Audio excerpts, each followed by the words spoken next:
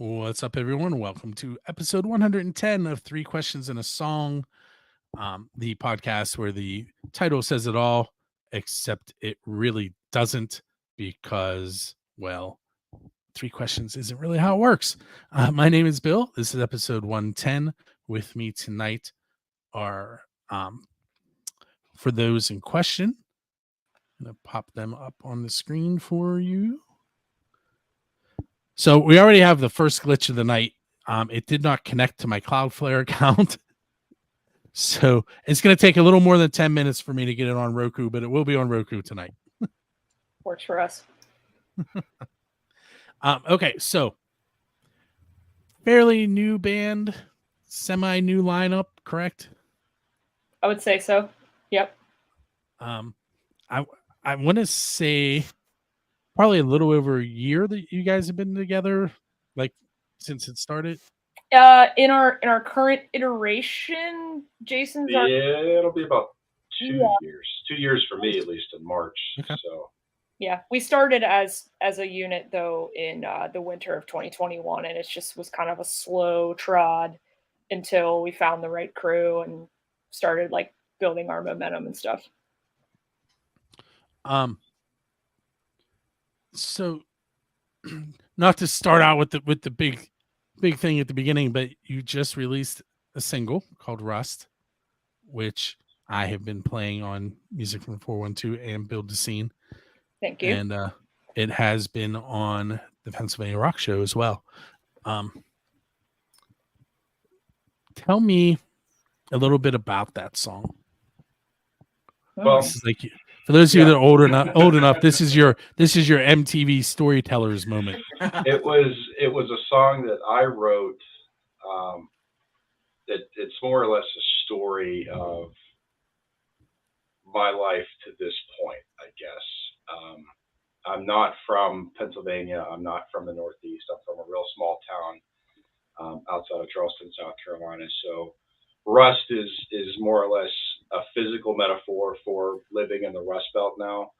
And then lyrically, it kind of deals with an internal story of moving away to a new place, much to a certain extent disapproval of your close-knit circle of friends and family, but ultimately kind of finding your stride, finding your people, finding your group, just kind of living your life the way you want to live it. So it's kind of lyrically where it's at. That's where it came from. It's just a kind of a cool story turned into a cool song, and we're glad it's out there and people are enjoying it. Cool. So let's talk about the recording process, but we're going to do it a little differently. I'm sure there was some pizza involved at some point in the band's history.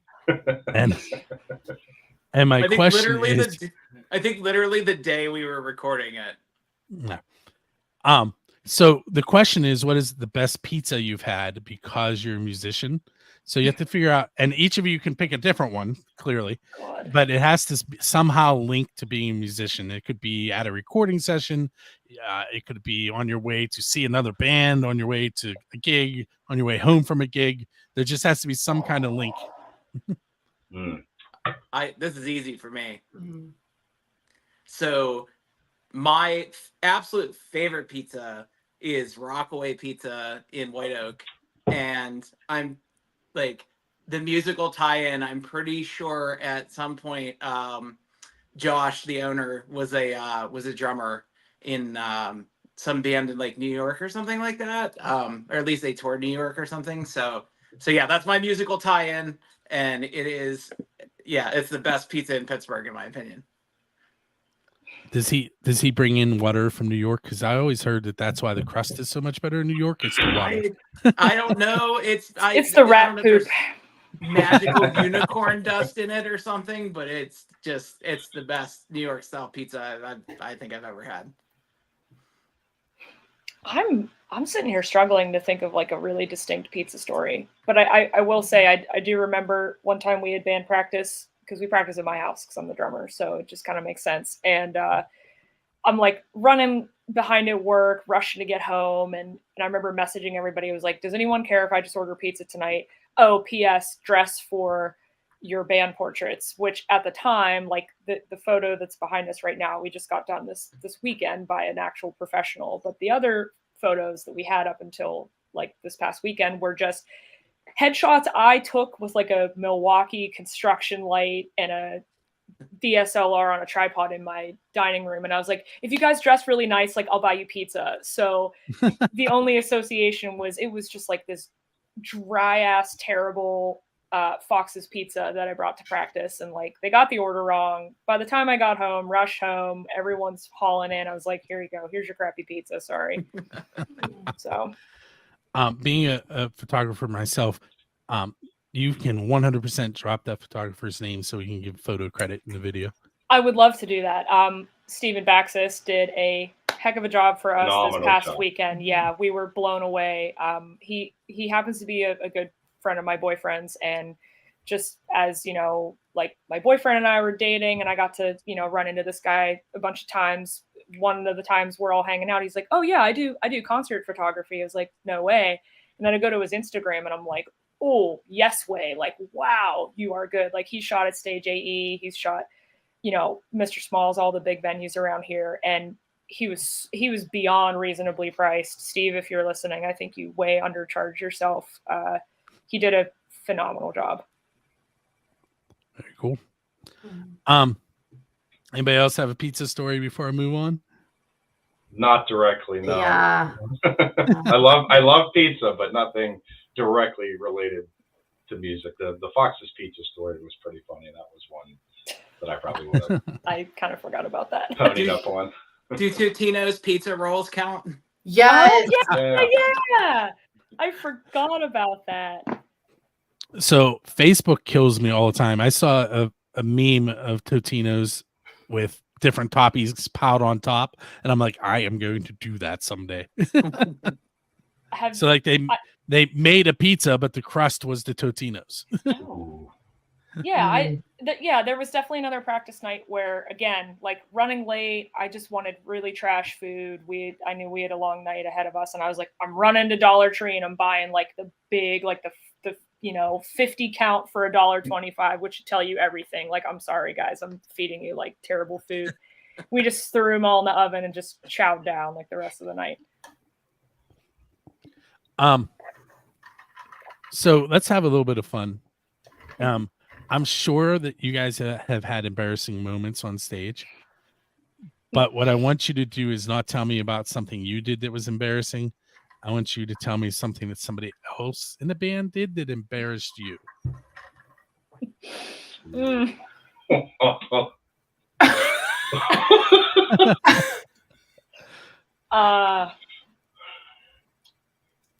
thinking. Okay. Don't everybody start at once.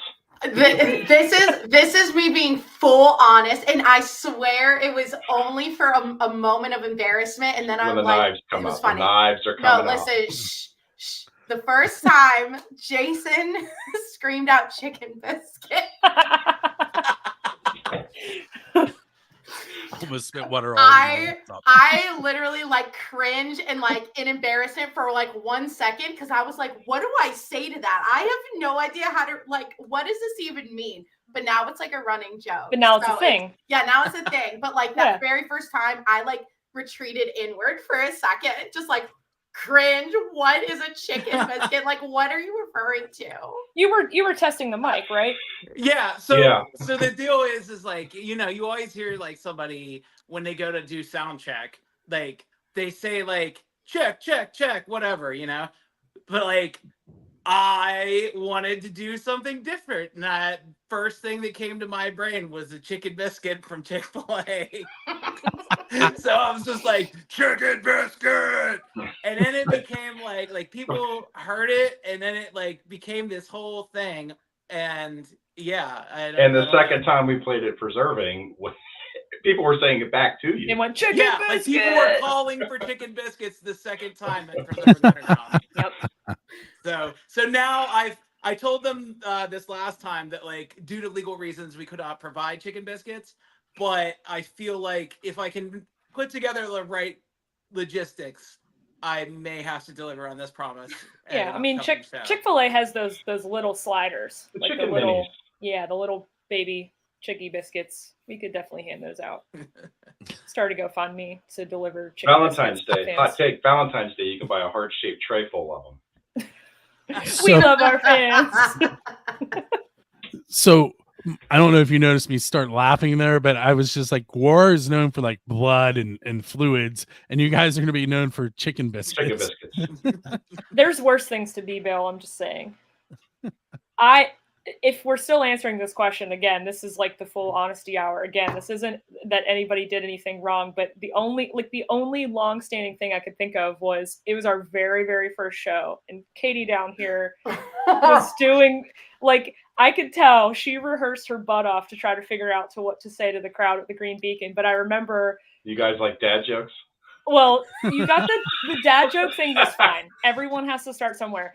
But I just remember you handling it so well, messing up the name of the other band, because it's Another Cheetah, I think. Yeah. And then you're like, Amongst Cheetahs, and then I think it was your husband. He's like, that's not their name, and you're like, Another Cheetah, and like they were the ones that brought.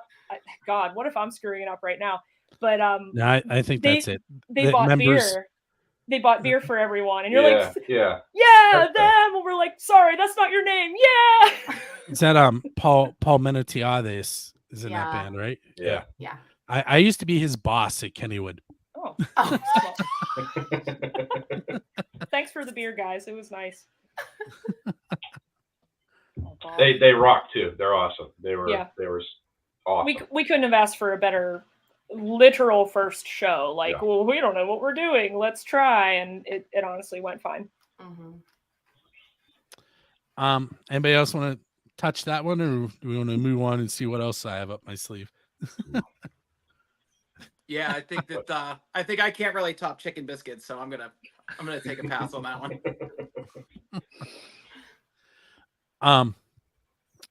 If you were standing at the crossroads that Robert Johnson stood at when he sold his soul to the devil to become a better guitarist, why would you be standing there waiting for the devil? And if that question offends you, just what's a goal you haven't met yet? Oh, I'm sitting here going, who's Robert Johnson? Really? Yeah, should I know Bob Johnson? So Robert Johnston was a blues guitarist who was not good, and they used to chase him off stages. Like he would show up at other band shows, and then when they would go take their break, he would go up on stage and play, and they would chase him out. And he was missing for like a year, and he showed up again and was phenomenal. And there's only a couple of recordings of him because it was so long ago, but you can look him up. And the rumor or myth behind it is that he sold his soul to the devil, and that's how he became so good. Okay.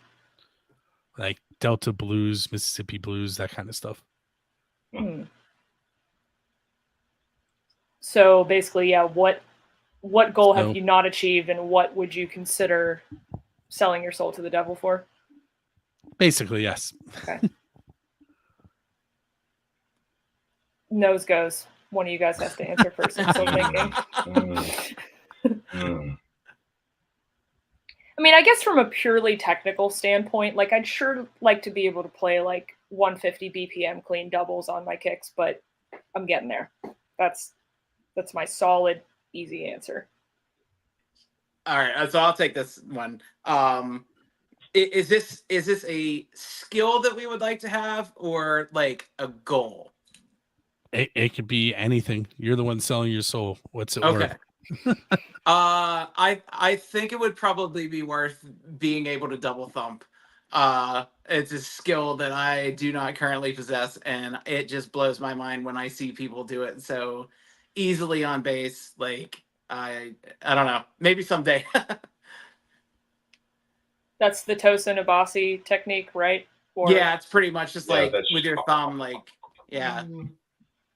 Yeah, just being able to shred in general is just pretty much something that I would probably consider selling my soul for all eternity to be able to do. Just pick up a guitar and just a masterpiece come out.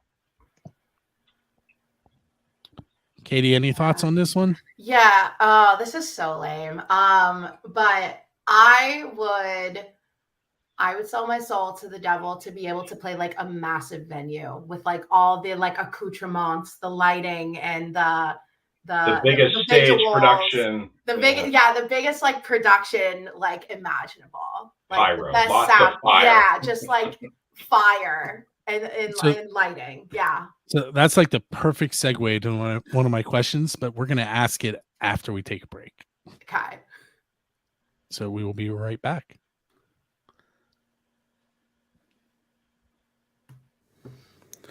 What's up, everyone? It is Bill from Music from 412, and I am here to show you what tickets we are giving away on behalf of Drusky Entertainment. Starting with Monday, tomorrow, we are giving away tickets to Mr. Big's Farewell Tour with Mark Daly. The following week, Extreme with Living Color.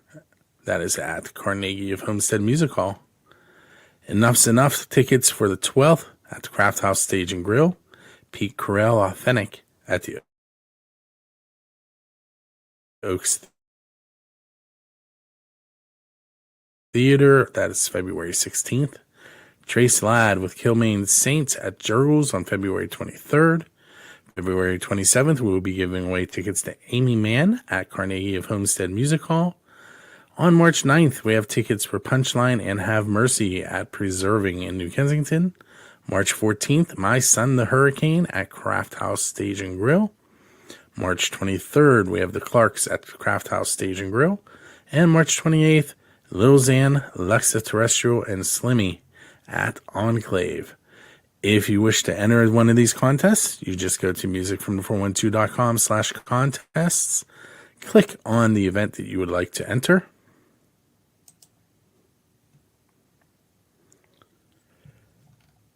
You will scroll down to this Facebook share. You will click share and tag Music from the 412 and Drusky Entertainment in that share. Scroll down a little bit further. You will give us your first and last name, your email address. You will check to verify that you have shared the event and that you've tagged both Music from the 412 and Drusky Entertainment and hit submit. Once you have done that, you have been entered. We do not use that email address for anything other than to send the tickets to the winners. The entries are deleted once the contest is over. Once again, go to musicfrom412.com/contests to enter to win tickets to select Drusky Entertainment shows. Okay, so for those of you that are just joining us and were on the video side and did not really know what was going on there, Drusky Entertainment is in conjunction with Music from 412 gives away sets of tickets, two tickets to select shows that we choose and they approve. The first one in that video I actually gave away this past Monday, so you can't win tickets to that show this weekend, but the rest of them are still up for grabs. All you do is follow the directions in the video. If you are on the radio side and you don't know what I'm talking about, go to musicfrom412.com/contest and enter for a chance to win 2 tickets to select Drusky shows. Okay, so the question that I kind of gave the cliffhanger for, if you could open for any band in the history of the world, usually ask a question with the DeLorean and you can use the DeLorean. So I'm going to give you the DeLorean now. At any venue, and it could be a standard venue or a non-standard venue, who would you want to open for and where would you want to play? Is that one collective question or is it individually? Yeah, is this like bill to bill? Bill to bill. Oh man. I have a potential venue, but it's someone. So someone has to pick the band. Oh wait, okay. So this isn't on the individual level. So we could do it individually, or I mean, it's up to you. If I had to throw my cards on the table as myself, maybe I'll revise this as a group. Here's my bill to bill. 4 bands. We open Carnival, Leprous, Catatonia headlining at Red Rocks. That would be an absurd bill. It wouldn't make a whole lot of sense, but for my own selfish pleasure, that's what I would want to do. Red Rocks comes up a lot in this question. I'm sure Jason's That- going, oh, I'm gonna be there soon. Yeah, that was gonna be mine. I can't even imagine how cool it would be to play Red Rocks. So I would definitely have to choose that one. Mine would probably be like a packed Madison Square Garden, Oh, like absolute doorbuster. You know, it'd be us opening, maybe Alice in Chains, Deftones, Tool headlining, something crazy. Yeah. okay. I vote that. I like that. I don't have any I don't have good ideas on like a bands because there's just so many people I want to play with. But like, I would really want to play at the Vegas Sphere. Oh, that's a good one. Yeah. Yeah. Oh, That was just featured in an episode of Jazz's Rock and Road Show on Music from 412. He was, I don't know if you guys have had a chance to watch that show, but you should definitely check it out. Jazz owns Rattleclack Entertainment, which is a small label and recording studio in the Pittsburgh area. But he also, Rattleclack, he goes all over the world and provides sound and lights for conferences.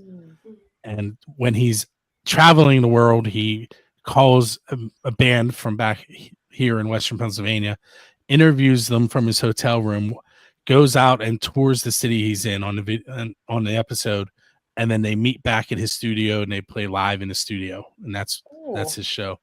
That's cool. So if you're interested in that, I can get you in touch with him too. But yes, recent episode he was in Vegas and he's standing in front of the Sphere telling you about it. I feel like I would get motion sickness just being in that thing with like all the swirling effects and stuff I've seen.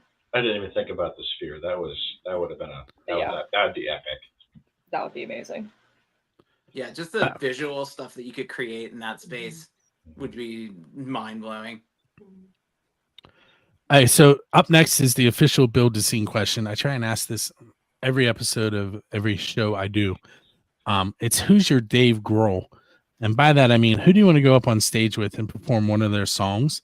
Because, you know, Dave and the Foo Fighters are known for pulling fans up on stage and harassing them a little bit and then letting them play.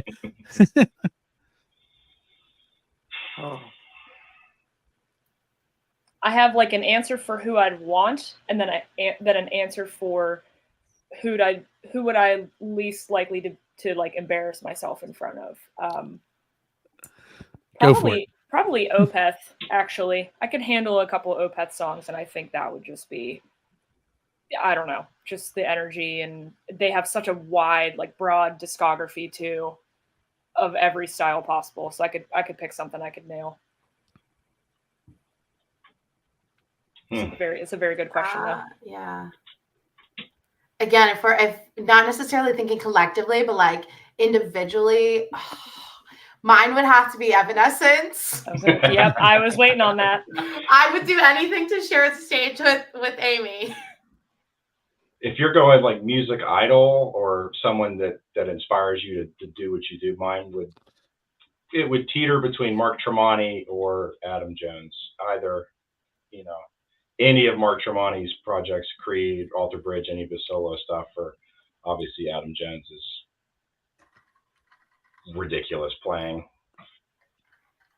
No pressure. No pressure.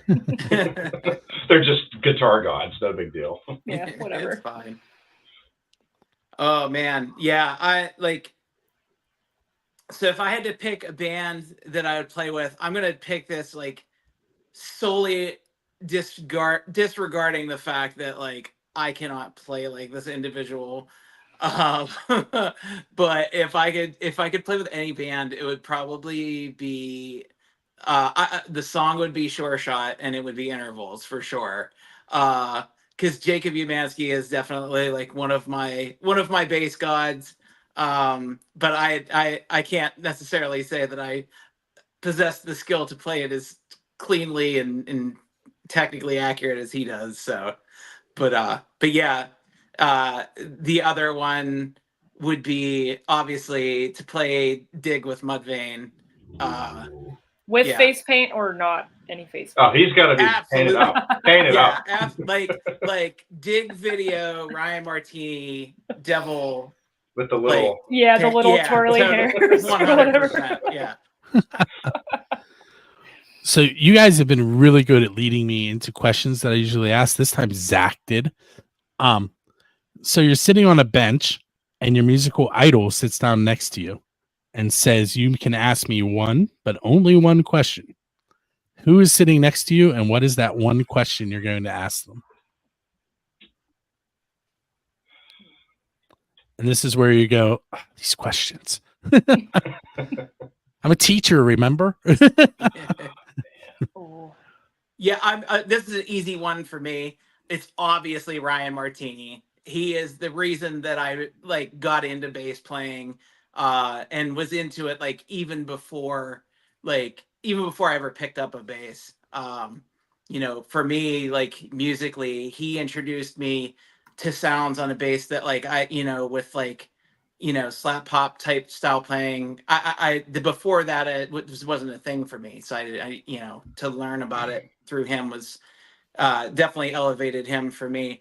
So if I could ask him anything, if he sat down next to me, I will go with the very generic, dude, teach me.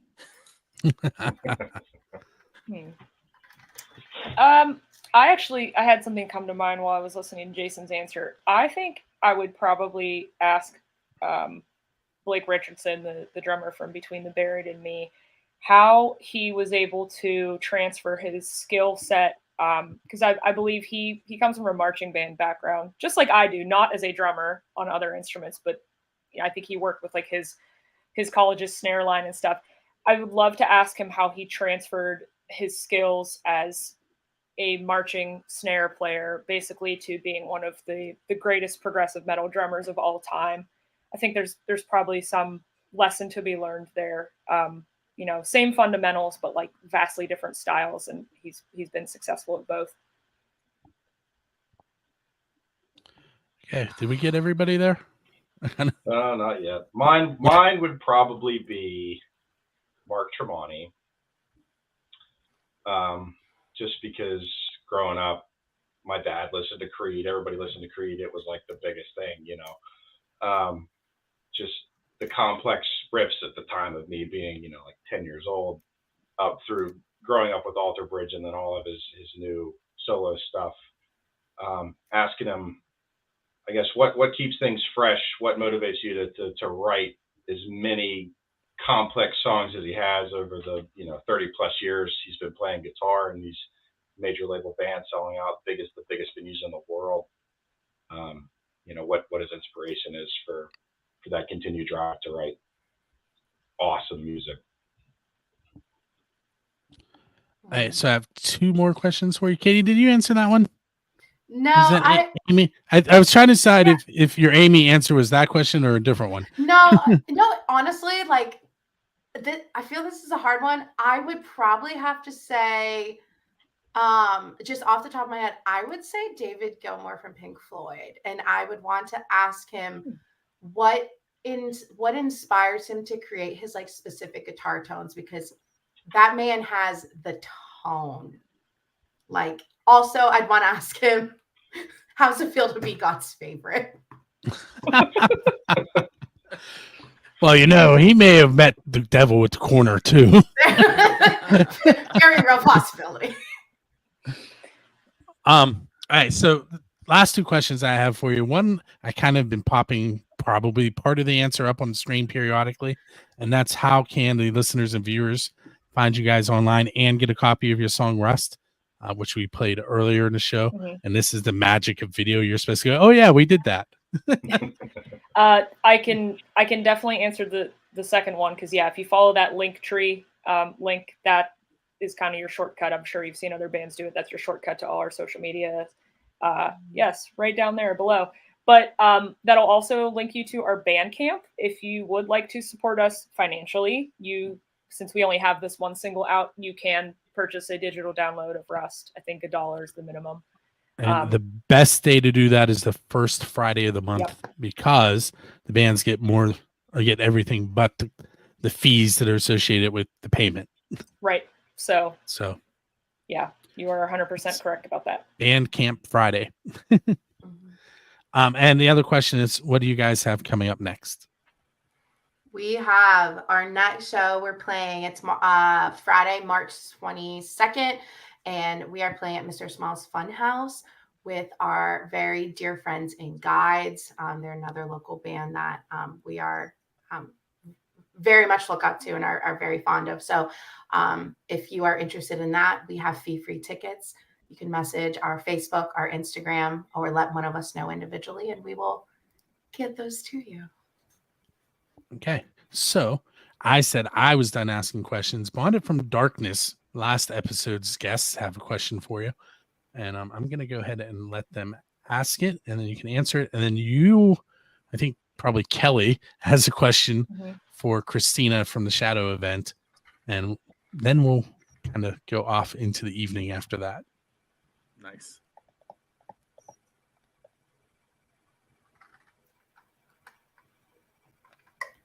What about it doesn't have to be music related, obviously, right? Because No. we're sliding down rainbows and stuff. Right. I mean, I don't know. If you could choose a superpower, what would it be, and why would you want that superpower? Nice. Okay, so there's your question. This one was easy for me. Teleportation. Damn it, I was going to say that. Yeah, easy teleportation, because if I ever get stressed, I could just like go to Anywhere. I could go anywhere. I could go to I could like full Spider-Man and like go to the top of a building. I could go to a beach and be alone. Like I could literally go anywhere if I needed an escape. I would choose teleportation just because of traffic.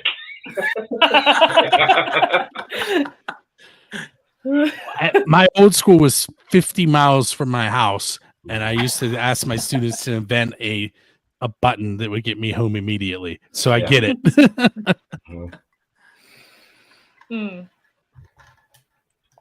I don't know. I think I'd have to say invisibility, because you're still like bound to the limitations of sight and sound and taste and smell and everything. But if you want to jerk around and do something you're not supposed to, nobody can see you. I mean, like you get to observe, you get to do all the stuff that you want to do, but essentially with no consequences. So I don't know. I guess I don't know if that includes like going through walls or something, but I don't know. I just think being invisible would be very cool.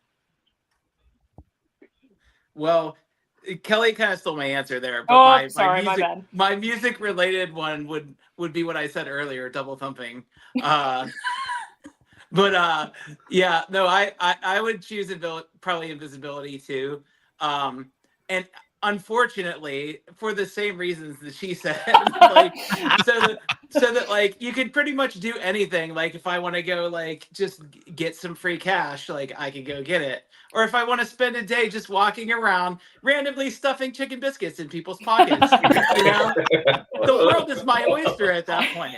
The world is your chicken biscuit. My world is my chicken biscuit. Yes. I was gonna say it's great because it's kind of like double duty. It sort of encapsulates mind reading, but you don't have to mind read. You can just go be near someone and hear them saying the stuff that they don't know you're hearing because you're invisible. So I kind of felt it was worth.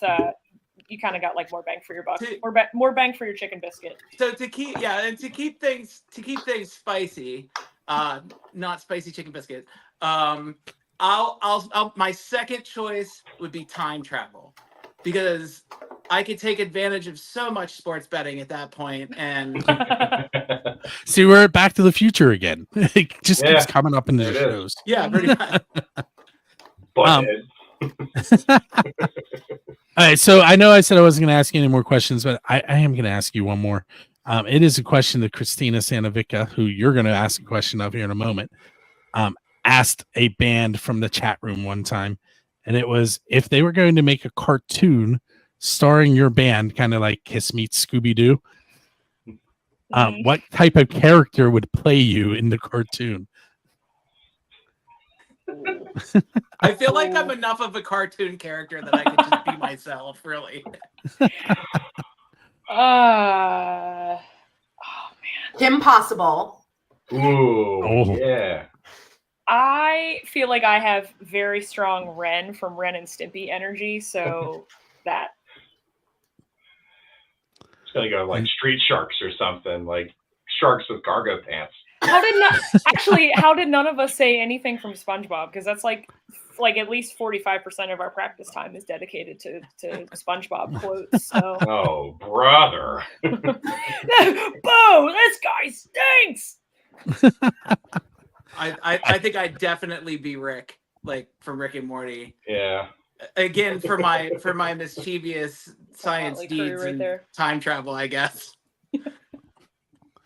Hey, so, and I could be mistaken, but Kelly, are you handling the question?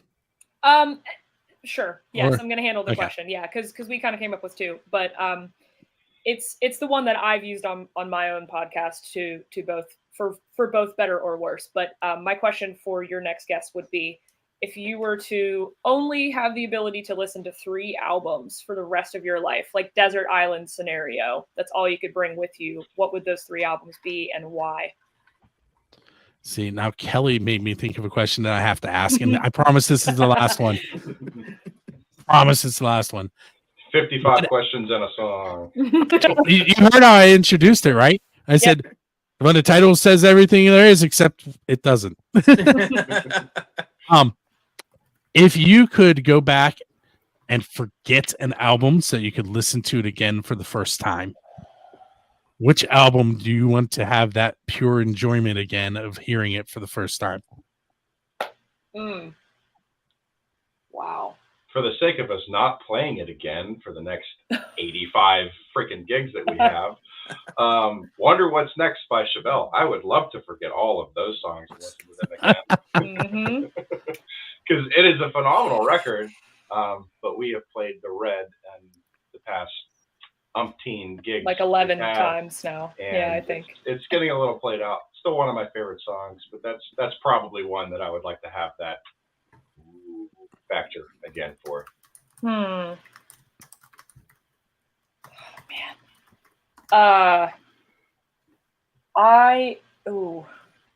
Speak for Yourself by Imogen Heap. That's my all-time favorite album, and I can and do repeatedly listen to it constantly, and I kind of resent the fact that it got made into a meme, because that's the one single, the "Ooh, What You Say," like that turned it into a meme. But it's a beautiful, just astonishingly great album, and I would love to be able to listen to that for a first time again.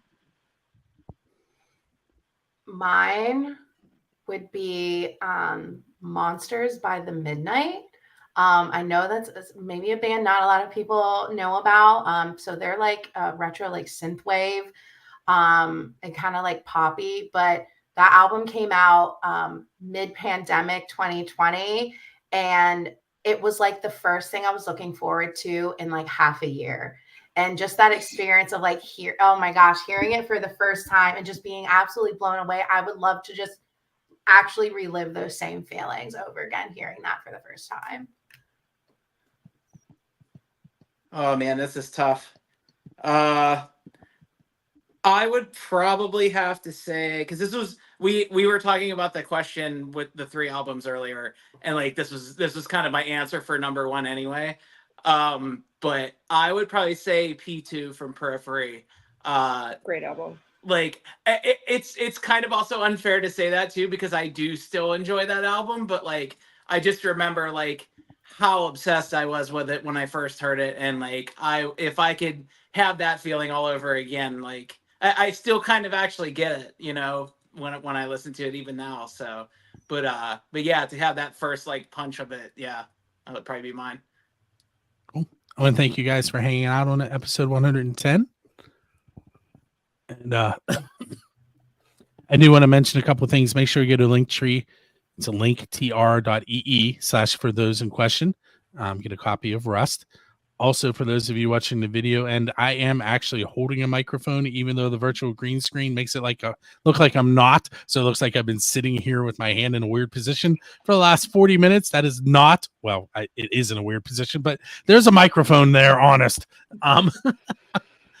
And make sure you check out 3 Questions and a Song on the 1st and 15th normally of each month. We will have a show coming up on the 1st in a couple days with Christina from the Shadow event. You can also check out the Pennsylvania Rock Show Monday nights. It is live just like we did this one.